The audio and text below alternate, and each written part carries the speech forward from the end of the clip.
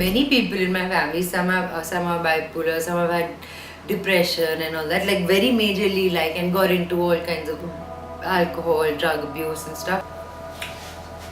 Or feeling unnecessarily low, when you just don't want to wake up in the morning, having a conversation, when all of a sudden you have this negative thought in your head, and all you want to do is just either cry there or go home and just feel absolutely negative about it. I have friends who say that if you're depressed, bro, you're just sitting at home, you're not doing what you love. Or they will say something, I'm not saying they're wrong in that place, I'm just saying, their first reaction to depression is you should start going out, you should start socializing. If you sit alone in a simple room, you just have these negative thoughts. That's not depression, I'm sorry. Yeah, I've been through depression, so I can relate to it also. And a friend of mine is still going through it, so it's not a good place to be in, but then you have to help yourself out. You're just thinking, oh my god, I'm in a rut, I'm just stuck here or something. It's better to seek help and get out of that rut rather than just sitting there and not doing anything about it.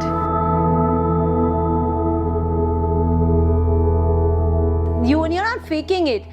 You might not be shedding tears, but inside you're broken as a person. There was a time during my marriage when I think everything was falling apart and we thought that we might not go on and all.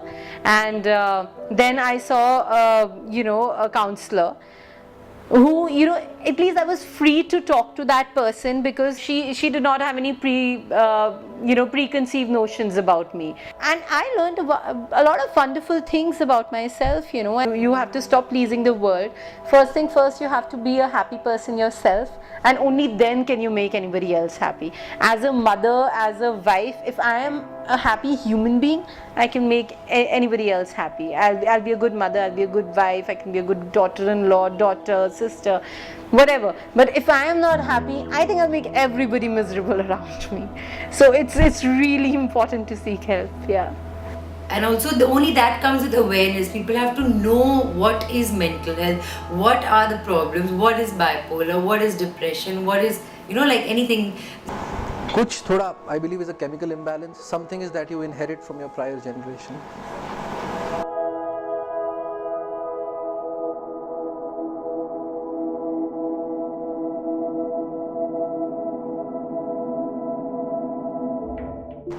So obviously everything has a triggering factor.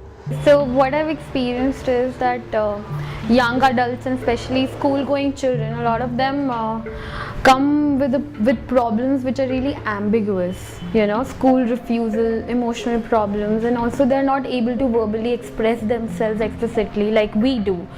Most of the times we have to use techniques and strategies that actually cull out the distressed area in which we need to work on.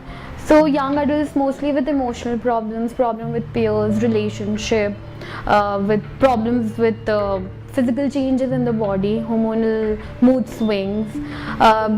It's the most vulnerable lot, I would say, because it's a very crucial time when the transition is happening, and there's a lot of ambiguity regarding the transition in physical body, in the mental state, peer group pressure, attraction, infatuation, relationships, pressure from parents, doing well in academics. Social media plays a very crucial role because a lot of adolescents and these teenagers, they seek validation from social media. So their self-image is very fragile. Excess of anything is bad. Social media for some can be a coping medium where they actually write blogs or talk about things. It might be cathartic for a lot of teenagers, but it becomes a hazard when it starts affecting your functional area, your perception of yourself, the perception of society, and general well-being. The whole fact that I am going to a therapist and they're like, "Tum pagal ho?"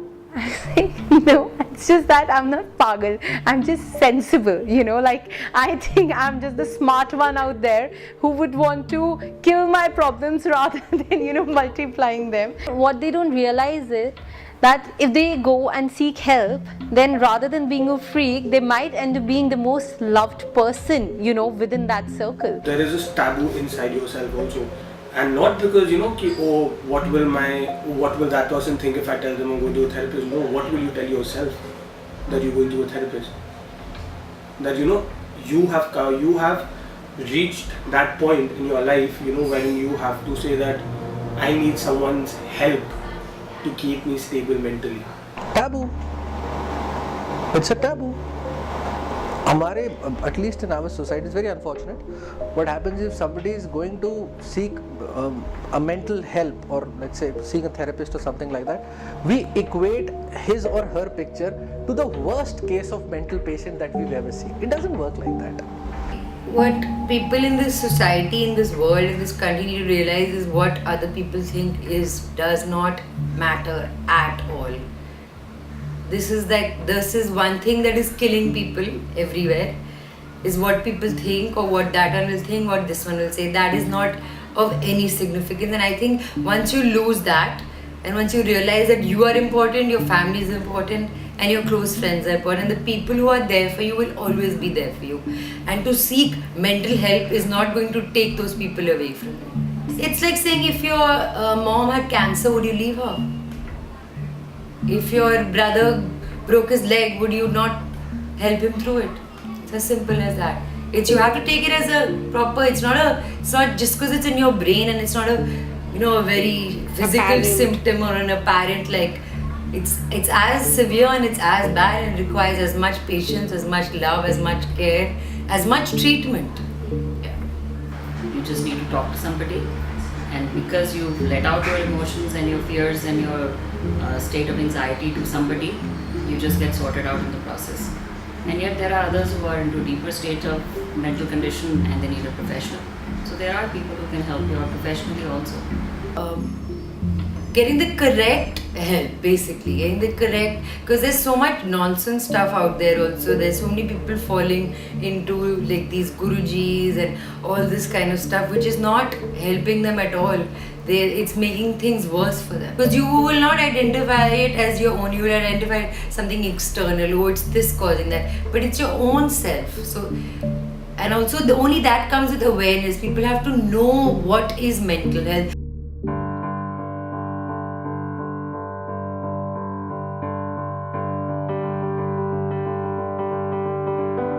Because I seek this help, today I have a lot of better souvenirs than just depression or sulking in self-pity, that oh how sad. We line up for iPhones, we line up for Jio SIM cards. This is something I believe we can do.